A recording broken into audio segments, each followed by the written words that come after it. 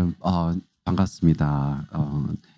모두 모이지는 못하지만 그래도 이렇게 몇몇 분들 얼굴이라도 이렇게 뵐 수 있는 게 정말 얼마나 반갑고 기쁘고 즐거운지 모르겠어요. 정말 주 안에서 한 가족 되고 이렇게 식구들이 되었는데 또 이렇게 코로나 때문에 만나지 못하다, 코로나 바이러스 때문에 만나지 못하다가 이렇게 만나니까 정말 하나님께 참 감사합니다. 특별히 오늘 성탄주일이잖아요. 그래서 이렇게 주님의 오심을 함께 기뻐하면서 예배할 수 있는 이 시간이 매우 특별합니다. 우리 주변에 계신 분들하고 인사 함께 나눌까요? 메리 크리스마스. 네, 네, 네, 기쁜 성탄절 되세요. 여러분 그 여행 갈 때 뭐 필요합니까? 여행 갈 때 이거는 꼭 가져가야 된다 그런 거 있잖아요. 뭐 가져가야 되죠? 가져갈 거 없나요? 기도? 지도. 야, 저분 대단하신 분이네요. 역시 이게 아직 젊음이 있고 힘이 있고 그러니까 지도 가지고 힘든 여행을 가려고 저렇게. 또 뭐 필요하나요, 여러분? 여행 갈 때. 돈 필요하죠. 또 뭐 이것저것 필요하죠. 근데 진짜 그 해외여행 갈 때 진짜 필요한 게 뭔가 생각해 보면 뭐가 필요할 것 같아요, 여러분? 해외여행 갈 때 없으면 안 되는 거. 여권 없으면 안 되거든요. 제가 작년인가 한국 갈 때 뭐 다 챙겼겠죠? 제 아내도 챙기고 제 애도 챙겼는데 여권을 놓고 간 거예요. 와, 정말 깜깜하더라고요. 어떻게 해야 되나, 어떻게 해야 되나. 그래가지고 그때 이제 저희 이제 안 권사님이 저희 집에서 제일 지저분한 데가 어디냐면 제일 어지러운 데가 어디냐면 제 방이거든요. 제 방에 그 정말 정글 같은 곳에 가셔가지고 그 여권을 찾아다가 그 이제 그 공항 가는 길과 저희 집에서 오는 길 중간에 이제 만나서 그 여권을 받아가지고 제가 한국에 이제 잘 갔다 올 수 있었거든요. 완전 007 작전을 펼쳤거든요, 진짜. 야, 이거 시간은 다가오죠. 어디서 만나야 될지 뭐 몇 번 게이트로 나가서 어디서 만나야 돼 뭐 이러고 하느라고 막 계속 그 전화하고 막 이러면서 어렵게 했는데 약간 한국에 잘 다행히 무사히 다녀올 수가 있었습니다. 여러분 크리스마스에 빠지면 안 되는 거는 뭘까요? 네? 여러분 딴 거 다 빠져도 됩니다. 그죠? 웬만한 거 다 빠져도 됩니다. 선물 괜찮죠? 뭐 크리스마스 장식 없어도 됩니다. 그러나 정말 빠지면 안 되는 한 가지를 꼽으라면 여러분 예수님 아니겠습니까? 성탄절에 예수님이 없다면 그 성탄절은 정말 무의미한 거예요. 그런데도 이 세상 많은 사람들은 말할 것도 없이 그리스도인들조차 예수님과 예수님의 마음을 잃어버린 채로 크리스마스를 보내는 경우가 얼마나 많은지 모릅니다. 여러분 예수님과 예수님의 마음을 잃어버린 크리스마스라면 우리가 크리스마스를 지나지만 크리스마스에는 도달하지 못하는 거죠. 그러니까 그 크리스마스의 진정한 의미와 그 생명력을 우리가 담아내지를 못하고 그냥 스쳐 지나가 버리는 것에 불과하다는 겁니다. 여러분 6월 이스라엘에는요 3대 절기가 있어요. 이 정도는 뭐 다 아시겠죠? 뭐가 있죠? 첫째 6월절, 그 다음에 오순절, 그 다음에 초막절, 요 세 가지의 절기가 있습니다. 그러니까 그 유대인들이 이 세 가지의 절기를 굉장히 중요하게 생각하는데 오늘 배경은 6월절이에요. 오늘 성경에 우리가 읽은 이 배경은 6월절이에요. 6월절에 사람들은 뭘 하냐면 예루살렘으로 순례를 떠났어요. 그만큼 이제 중요한 절기인 거죠. 예루살렘 가기가 쉽겠습니까? 쉽지 않은데도 불구하고 그 예루살렘까지 이제 사람들이 힘겹게 가는 거예요. 그 6월절을 특별하게 지내기 위해서. 여러분 다들 잘 아시는 것처럼 이스라엘 백성들은 애굽에서 400년 동안 종살이를 했어요. 그렇게 노예 생활을 하다가 모세를 통해서 출애굽을 할 때 하나님께서 애굽에 내린 10가지 재앙이 있어요. 그 10가지 재앙 중에 마지막은 장자의 죽음이었거든요. 그러니까 모든 초태생이 죽는 거예요. 그러니까 이 집안에 큰아들이 죽고요. 우리 집에 그 암소가 송아지를 낳았는데 첫 번째 송아지 순놈은 죽는 거예요. 그러니까 이 재앙이 전국에 임했으니까 얼마나 끔찍한 재앙입니까? 바로 가요. 나머지 9가지 재앙은요, 보내줄까 말까 하면서 계속 어쨌든지 버텼어요. 거의 애굽이 초토화될 정도의 재앙이 9가지가 임했는데도 하여간 이스라엘 백성을 내보내지 않았는데, 이 마지막 재앙, 장자가 죽는, 다 죽어버리는 이 재앙 앞에서는 무릎을 꿇고 두 손 두 발 다 들고 이스라엘 백성들을 광야로 내보내게 되는 것이죠. 그토록 처절한 재앙이었고, 이 죽음의 재앙이 임했을 때 모든 사람들과 짐승의 초태생이 죽었지만, 어린 양을 잡아서, 하나님의 말씀을 따라서 어린 양을 잡아서 그 피를 설주와 임방에, 문의 그 기둥과 이 위에 그 기둥을 지탱하는 요런 거 있죠. 여기에다가 설주와 임방에다가 그 어린 양의 피를 바른 그 집에 들어가서 그 잡은 어린 양을 구워 먹고, 그리고 쓴 나물과 무교병을 먹는 사람들은 이 죽음이 지나간 거예요. 하나님의 말씀대로 그 말씀을 믿고 그렇게 한 사람들은, 그것이 이스라엘 백성이든지 아니면 이방 족속이든지 애굽 사람이든지 상관없이 그 말씀을 듣고 믿고 믿은 대로 행한 사람들은 그 재앙을 넘어설 수 있었던 거예요. 이 재앙이 넘어간다. 그래서 영어로는 Passover이잖아요. 그죠? 넘어간다. 그래서 6월입니다. 6월. 지나가는 것이죠. 그래서 이 놀라운 구원을 기념하는 절기가 6월절인데, 이 절기에 예수님의 부모님은 해마다 식구들을 다 데리고서 예루살렘으로 갔던 거예요. 그래서 여기 성경에 보면 절기의 관례를 따라 이렇게 얘기하고 있는데, 절기의 관례를 따르는 사람들은 어떤 사람들이냐? 하나님 안에서 굉장히 신실하고 믿음이 있고 경건한 사람들이다라는 것을 누가복음은 보여줘요. 그러니까 이렇게 성경의 절기를 따라, 관례를 따라 뭐 이런 말들을 쓰고 그 사람을 묘사하면 그 사람이 굉장히 신실하고 경건한 사람이구나 하는 거를 누가복음에서는 계속 반복적으로 보여주고 있거든요. 그래서 예수님의 부모님도 얼마나 하나님의 말씀을 철저하게 지켰는지, 또 얼마나 경건한 분들이었는지를 이 구절을 통해서 우리가 알 수 있는 것이죠. 그래서 그들이 이제 예루살렘에 올라갔다가 6월절을 지나서 이제 집으로 돌아갈 때가 된 것이죠. 그랬는데 예수님은 이 예루살렘에 머무르신 거예요. 네, 12살. 사춘기 때문에 그러셨나? 이런 생각도 문득 들지만, 여러분 또 예수님은 하나님의 아들이셨고 지혜가 충만한 분이셨기 때문에 이 사춘기의 반항 같은 것 따위는 아닙니다. 근데 부모는요, 놀랍게도 예수님이 예루살렘에 머무셨다는 거를 몰랐다는 겁니다. 이게 더 놀라운 거죠. 여러분, 일반적으로 자식 걱정을 가장 많이 하는 사람 누굴까요? 두말할 것도 없이 부모입니다. 자식을 가장 잘 알고 있는 사람이 누굴까요? 두말할 것도 없이 부모입니다. 왜냐? 부모는요, 자식이 알지 못하는 그 자식의 모습도 알거든요. 여러분 어릴 적 기억나세요? 우리 마이카 지금 막 걸어다니지만 요 시절 잘 기억 안 날걸요? 그죠? 나중에 큰 다음에는 제가 마이카를 얼마나 잘 놀아줬는지, 야구도 같이 했다 그래도 당신 누구야? 이럴 거예요. 그러니까 애들은요, 자기가 태어난 순간을 기억 못하고, 애들은 태어나서 뭐 몇 년의 그 기억들을 하지 못하죠. 그러나 여러분, 누구는 그 기억을 하나요? 부모는 기억하죠.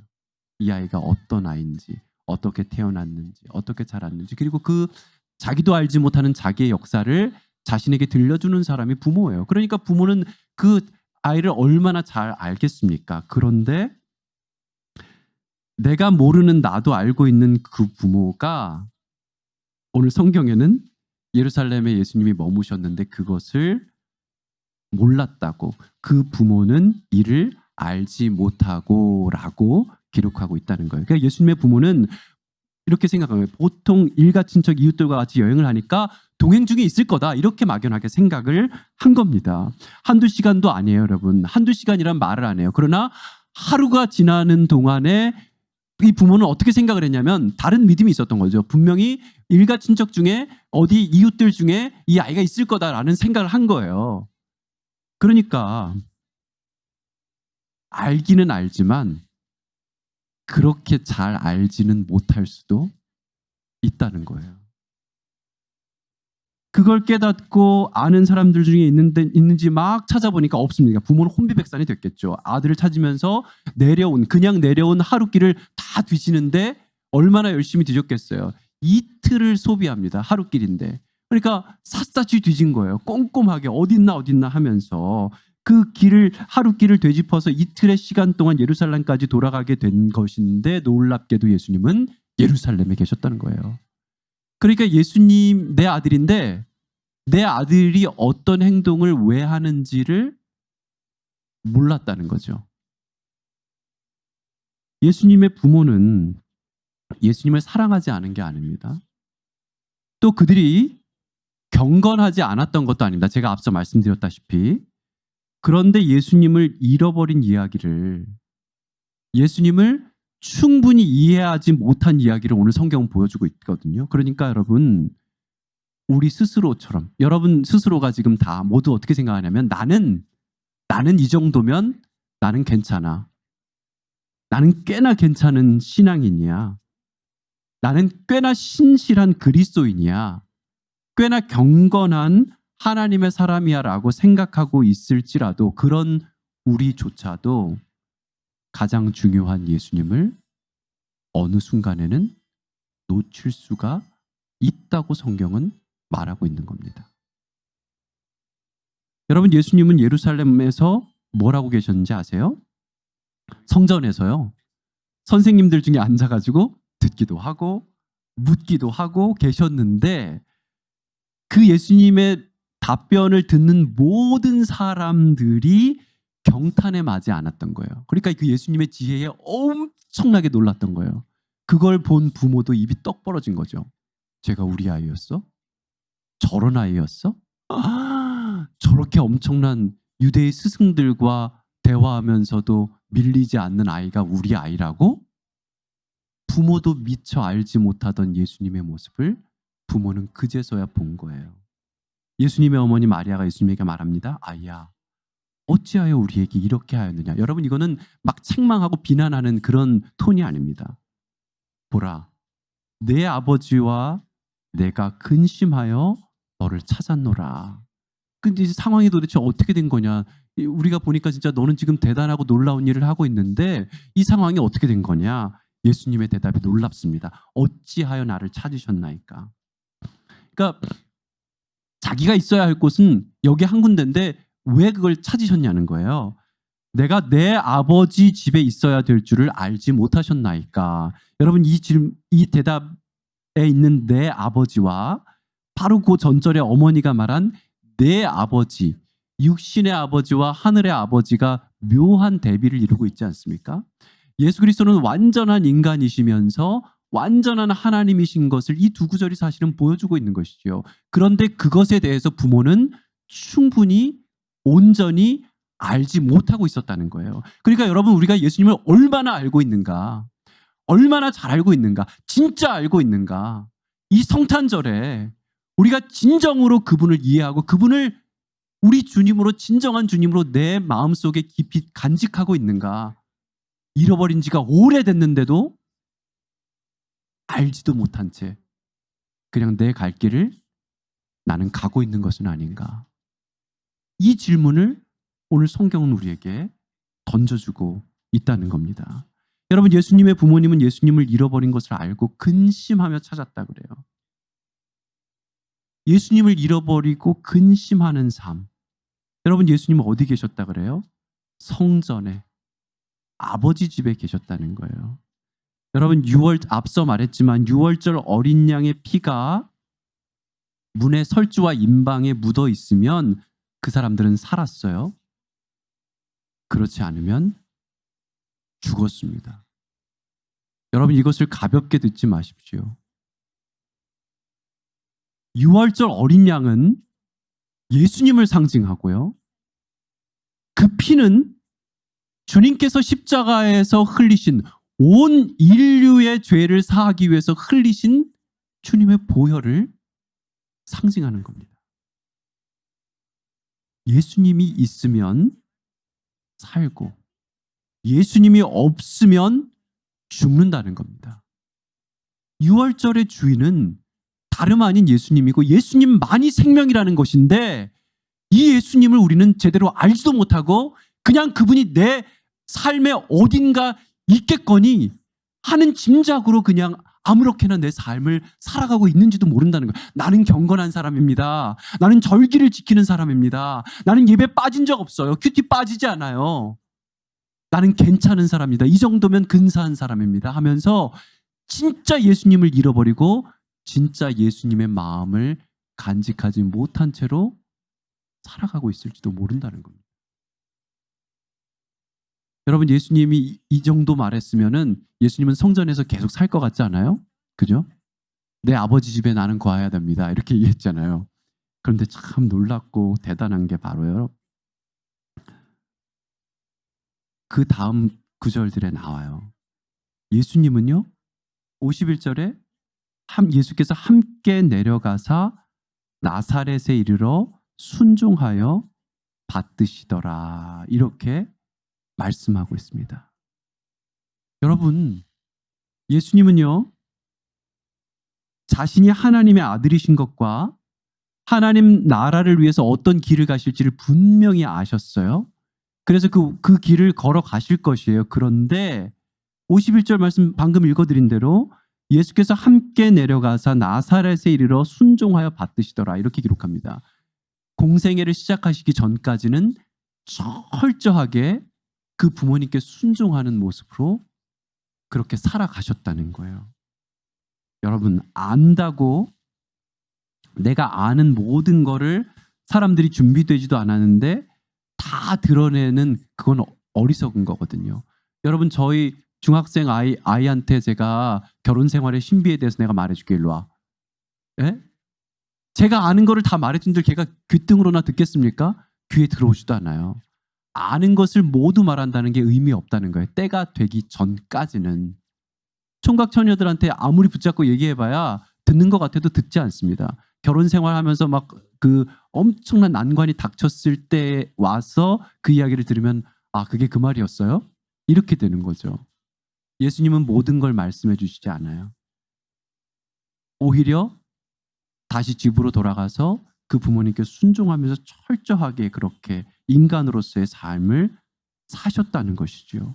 그러니까 여러분, 지혜가 자라고 키가 자라서 하나님과 사람 앞에서 사랑스러워지는 방식으로 하나님 나라의 일을 진행해 나가셨다는 것, 이것이 바로 예수님의 진정한 지혜이고 예수님의 모습이라는 것이죠. 여러분, 진짜 어려운 것 중에 하나가 그거거든요. 저한테 능력이 있어요. 있는 힘이 있는데 이 힘을 다 사용하지 않는 것, 이것이 굉장히 어렵습니다. 예수님은 바로 그 모습을 보여주고 계신 것이니까 참 아름답기가 그지없죠. 연약한 인간 부모에게 자신을 의탁하시고 끝까지 철저한 인간으로서 삶을 살아가신 것이에요. 여러분, 그런 예수님의 아름다운 모습을 사도 바울은 이런 예수 그리스도의 그에 대한 찬가를 통해서 노래했거든요. 빌립보서 2장 5절부터 11절 말씀이에요. 너희 안에 이 마음을 품으라. 곧 그리스도 예수의 마음이니 그는 근본, 원래 그랬다는 거예요. 그는 근본 하나님의 본체시나 하나님과 동등됨을 취할 것으로 여기지 아니하시고 자기는 하나님인데 하나님으로 사시지 않으셨다는 거예요. 오히려 자기를 비워, 하나님이신 자기를 비워내서 자기를 비워 사람과, 여러분, 종의 형체를 가지고 사람들과 같이 되셨고 사람의 모양으로 나타나사 자기를 낮추시고 죽기까지 복종하셨으니 그 십자가에 죽으심이라. 그렇기 때문에 하나님께서 어떻게 하셨어요? 이름으로 하나님이 그를 지극히 높여 모든 이름 위에 뛰어난 이름을 주사 하늘에 있는 자들과 땅에 있는 자들과 땅 아래에 있는 모든 자들로 모든 무릎을 예수의 이름에 꿇게 하시고 모든 입으로 예수 그리스도를 주라 시인하여 하나님 아버지께 영광을 돌리게 하셨느니라. 놀라운 찬양이죠. 여러분, 이게 바로 예수님의 모습이고, 이게 바로 예수님이 사신 방식이고, 이게 바로 예수님이 가지신 마음이라고 사도 바울은 지금 강조하고 있거든요. 그런데 예수님이 오신 이 성탄의 때에 우리에게 이 예수님이 있는가? 예수님이 오신 이 성탄의 때에 우리에게 예수님께서 가지신 그 마음이 있는가? 사도 바울은 이 마음을 품으라고, 이 마음을 품고 그리스도인답게 살아가라고 우리를 권고하고 있는데, 진정으로 이 마음이 우리에게 있는가 말입니다. 여러분, 하나님이신 분이 인간이 되어 이 땅에 오신 복된 시절에 이 아름다우신 주님을 놓친다면 모든 것을 놓치는 겁니다. 6월절 어린 양의 피가 없으면 죽는 것처럼 예수님이 없으면 우리의 생명은 끝난 겁니다.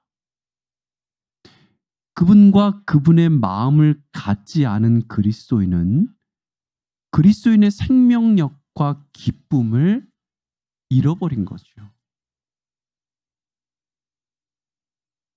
저희 아버지는요,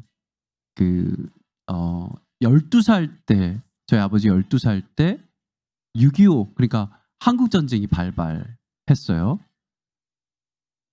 여기에 전란을 겪으신 분이 아무도 없죠, 그죠? 저도 그게 뭔지도 몰라요. 그냥 학교에서만 배우고 뭐 영화나 뭐 이런 걸로만 봤지. 그게 뭔지도 몰라요. 그런데 그분들은 험난한 인생을 사신 거죠. 그러니까 학교를 다닐 수가 없었고, 그 남은 인생 뭐 군대도 한 5년 갔다 오셨대요. 원래 초등학교도 졸업 안 하면 요즘엔 군대 안 가잖아요. 근데 그때는 뭐 상황이 그러니까 군 생활을 5년 하셨다는 얘기를 제가 들은 것 같아요.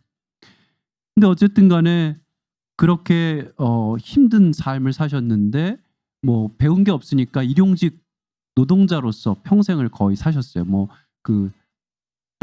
큰아버지의 소유의 땅이 조금 있어가지고 뭐 농사일도 조금 하긴 하셨지만, 어쨌든 간에 그렇게 힘든 일용직 노동을 하시면서 저희 4남매를 키우셨어요.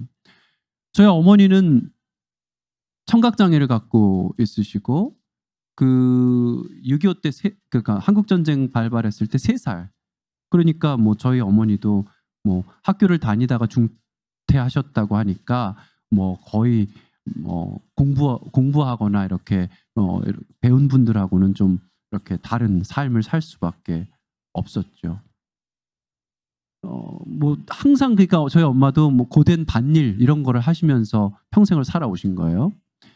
근데 제가 그 두 분이, 저희 부모님이 저를 얼마나 사랑하셨는지 알기 때문에 남다른 그 사랑에 감사하고, 또 두 분의 어떤 훌륭한 인품과 장점들에 대해서 제가 너무너무 감사하면서 그렇게 살아왔고 늘 자랑했어요. 그런데 지난 화요일 날 제가 새벽 기도를 하면서 문득 제가 깨달은 게 뭐냐면,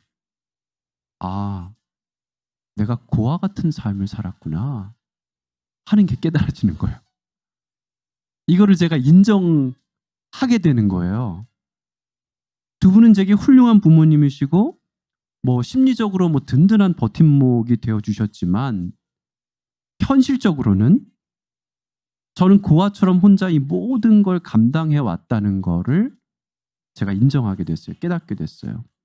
중3 때는 제가 학원을 다니고 싶어 가지고 신문 배달을 했고요. 고등학교 때부터는 제가 뭐 거의 장학금 받으면서 뭐 학교 다녔고요. 뭐 대학 때는 말할 것도 없죠.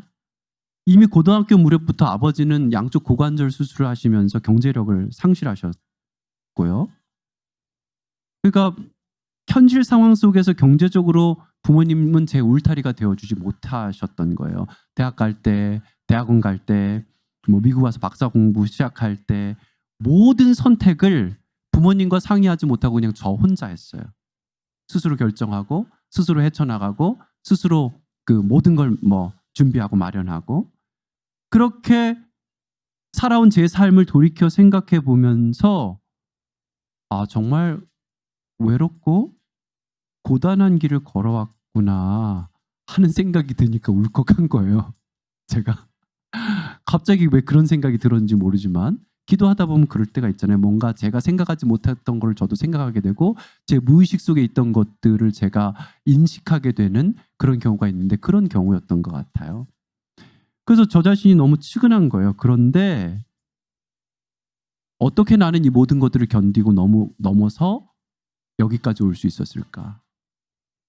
그거를 생각한 순간 고와 같은 나를 버려두지 않으시고 매 순간 저를 붙잡아 주시고 인도하신 그 하나님의 따뜻한 품이 느껴지는 거예요.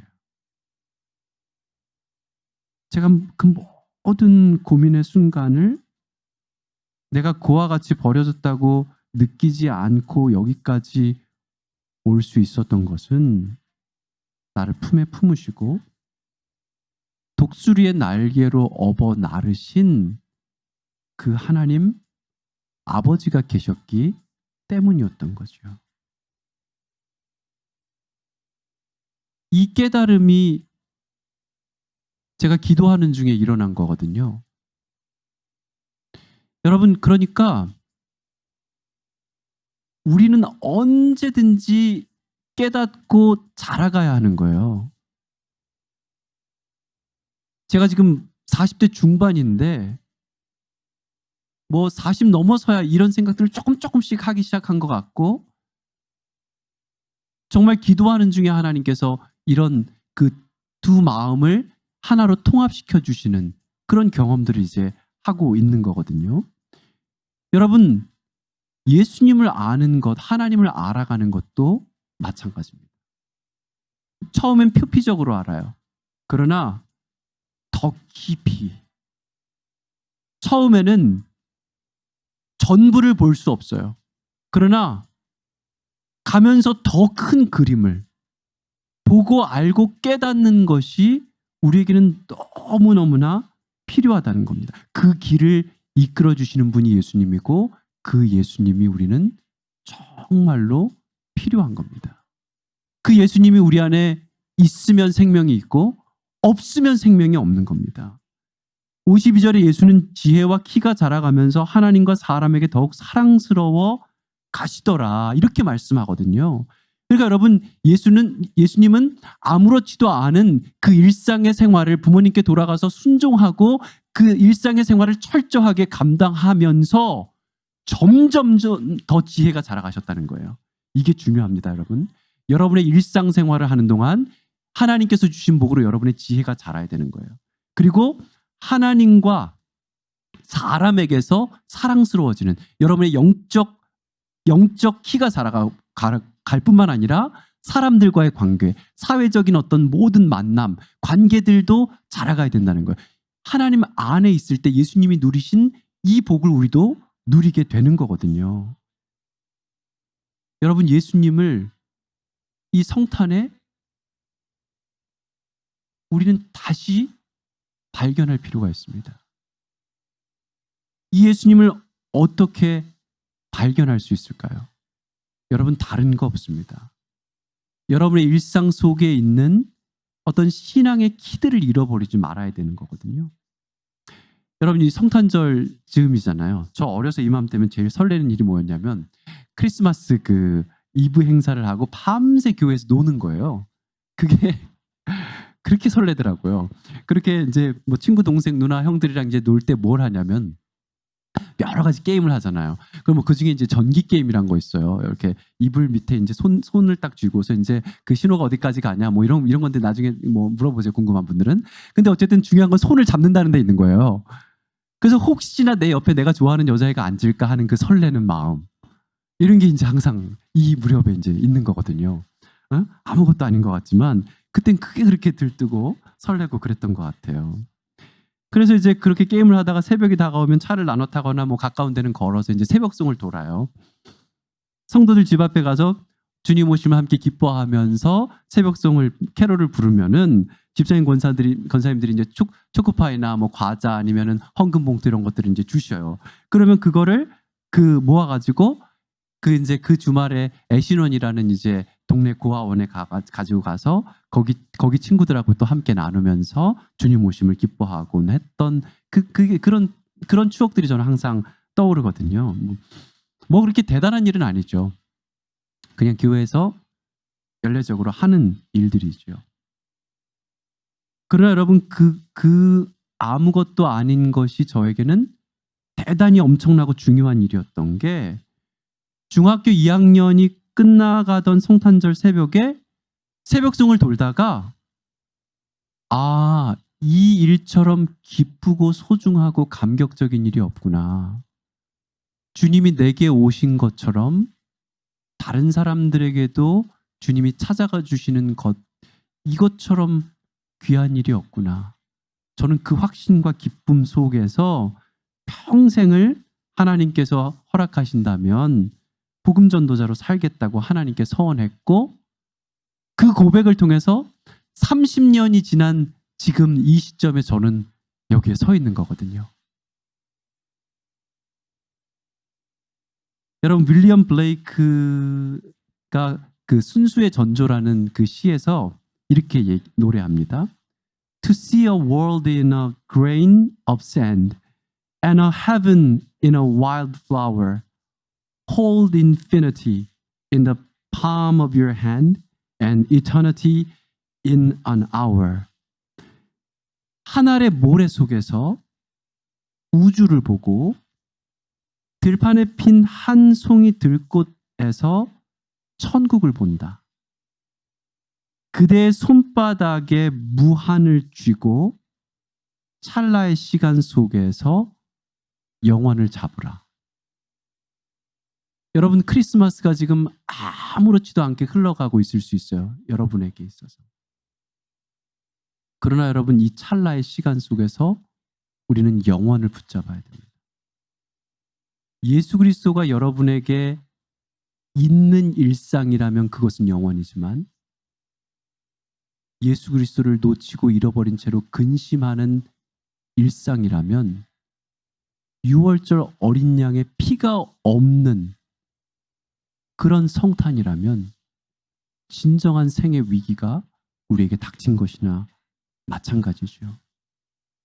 우리의 일상이 아무리 덧없어 보여도 여러분 그 무의미에 매몰되면 안 됩니다. 그 가운데 하나님은 언제나 찾아오셔서 생명으로 임하시는데 그 빛을 찾아내고 우리가 두 발을 딛고 살아가는 이 일상의 현장이 기적의 터전이 되게 해야 되는 것이죠. 예수님께서 보여주신 건 바로 그거거든요. 그 예수님을 우리는 우리 안에 간직해야 되고 그 예수님의 마음을 우리는 품어야 되는 거거든요. 하나님과 동등됨을 취할 것을 여기지 아니하시고 오히려 십자가로 걸어가신 그 예수님의 마음을 가지고 하나님께서 보여주신 하나님 나라의 현실에 오늘 참여해야 되는 것이거든요. 현재를 영원처럼 사는 일, 현재를 온 생명으로 사는 일, 예수님께서 증거하신 그 삶을 오늘 우리의 삶으로 살아내는 것, 그것이 성탄절 크리스마스를 진정으로 의미 있게 보내는 방법인 것이죠. 여러분 저는 요즘 새벽 기도하는 시간이 그렇게 좋을 수가 없어요.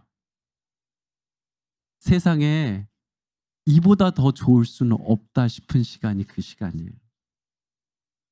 주님이 계시니까 모든 것을 가진 것과 같습니다. 주님이 계시니까 일상이 그 찰나의 순간이 영원이 됩니다. 여러분 이 하나님의 은혜, 성탄절이 다가오는 이 즈음 이것을 우리가 누려야 되거든요. 주님은 지금 어디에 계십니까? 여러분 그 주님을 찾아야 합니다. 주님의 마음이 우리 안에 회복되어야 합니다. 그래서 이 기쁨, 이 생명력을 가지고 이 성탄의 때를 정말 힘있게 은총 가운데 보내실 수 있기를 주님의 이름으로 축복합니다.